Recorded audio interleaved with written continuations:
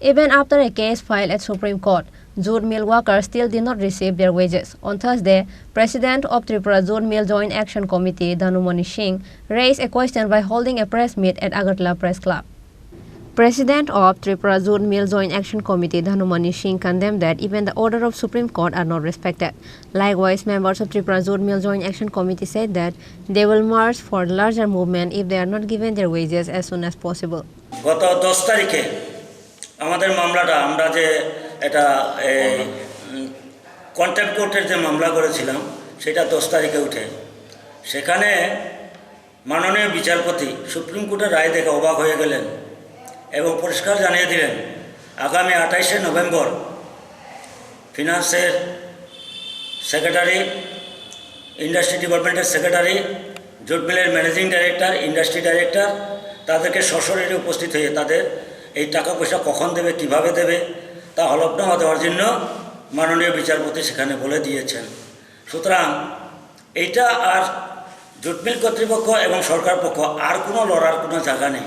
এখন আমাদের টাকা পয়সা সময় মতো দেওয়া ছাড়া তাদের কোনো গত্যন্তর নেই। কিন্তু তারপরেও আমরা ভাবি যে নানাভাবে প্ররোচনা করে আমাদেরকে তো আমাদের টাকা পয়সাটা না দেওয়া যায় তার জন্য বিভিন্ন কলা কৌশল কর্তৃপক্ষ তথা সরকার পক্ষ করে চলেছেন। কিন্তু আমরা সেখানে আমাদের যে দাবি আমরা যে ন্যায্য পথে হাঁটছি সেই লড়াই নিয়ে আমরা আমাদের লড়াই চালিয়ে যাব যতক্ষণ না পর্যন্ত আমাদের এই টাকা পয়সা দেওয়া হয়। তো সুপ্রিম কোর্ট বলেছে যে আগামী 4 মাসের মধ্যে আমাদের টাকা পাওনা গণ্ডা মিটিয়ে দিতে হবে। এই তারিখটা হবে 2024 জানুয়ারি মাসের 3 তারিখ পর্যন্ত, এর মধ্যে পাওনা গণ্ডা মিটিয়ে দেওয়ার কথা। তারপরে দেখা যাবে আগামী 28 নভেম্বর সশরীরে যেখানে উপস্থিত হবেন তারা কি বলেন তার প্রতীক্ষায় আমরা আছি। তবে এটা তো সত্য কথা যে সুপ্রিম কোর্টের রায় যেখানে হয়েছে যে 4 মাসের মধ্যে আমাদের টাকা পয়সা মিটিয়ে দেওয়ার কথা সেটা আর কোনো রকমের পরিবর্তন ঘটবে না বলে আমাদের আশা। তাই আজকে আমরা যে সাংবাদিক সম্মেলনটা এই কারণেই করছি যে রাজ্যের যে শ্রমিকদেরকে বঞ্চনা করার জন্য যে প্রচেষ্টা সেই প্রচেষ্টাকে প্রতিহত করে আমাদের লড়াই আন্দোলনের মাধ্যমে এবং আইনি লড়াইয়ের মাধ্যমে আমরা আমাদের অধিকার প্রতিষ্ঠিত করেছি। এই অধিকার প্রতিষ্ঠিত করার জন্যই আমি মাননীয় বিচারপতিগণ যারা আমাদেরকে এই রায় দিয়ে শ্রমিকদের পাওনা গণ্ডা মিটিয়ে দেওয়ার রায় দিয়েছেন তাদেরকে আমরা অভিনন্দন জানাই।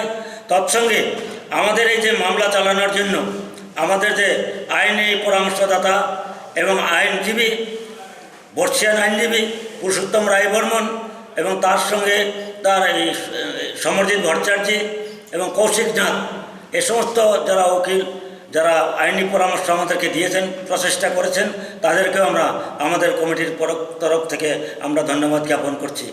এবং আমরা এটাও করছি যে আমাদের চটকলের যারা শ্রমিক কর্মচারী আছে তাদেরকে সুচার হওয়ার জন্য আগামী দিনে কর্তৃপক্ষকে বাধ্য করার জন্য আমরা আমাদের সমস্ত তথ্য আমরা তাদের কাছে সমর্পণ করব, এই কাজও আমরা চালিয়ে যাচ্ছি। সুতরাং আজকের সাংবাদিক সম্মেলন হচ্ছে আমাদের এই হলো মূল উদ্দেশ্য। কতজন আছেন আপনারা পেনশনার? কতজন আছেন আপনারা? আমাদের চটকলে বর্তমানে এই যে মামলার ফলে যারা উপকৃত হবে তারা হচ্ছে 1638 জন। 1638 জন 1638 জন শ্রমিক কর্মচারী এতে উপকৃত হবেন। বর্তমানে জুট মিলের ভিতরে প্রায় 70 থেকে 80 জন শ্রমিক মাত্র আছেন, বাদ বাকিরা সবাই রিটায়ারমেন্টে গেছে। তার মধ্যে প্রায় 20% মারা গেছেন। এখন এই টাকাটা পেতে গেলে আমাদের অনেক কিছু আমার কাঠখড় পুরাতে হবে আবার, কারণ আমাদের ডকুমেন্ট কাগজপত্র এগুলি আমরা ম্যানেজমেন্টে ঠিকঠাক করে জমা দিতে হবে আমাদেরকে। যারা মারা গেছেন তাদের কাজও আমাদেরকে করতে হবে। তা এই পরিস্থিতিতে আছে জুট মিলের এই পরিস্থিতিটা। কিন্তু আমরা এটা পরিতাপের সঙ্গে লক্ষ্য করি সরকার এবং জুট মিল কর্তৃপক্ষ মিলে জুট মিলের যে সম্পত্তি এগুলি নানা স্থানে বিলি করে দিচ্ছেন, অথচ আমাদের টাকা পয়সা দেওয়ার ক্ষেত্রে তারা নানান আইন করে চলেছেন। এটা অত্যন্ত দুর্ভাগ্যের বিষয়।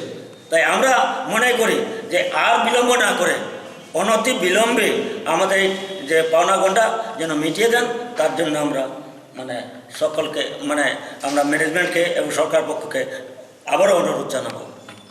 Reported by Amit from Agartala, Chini, Khorang.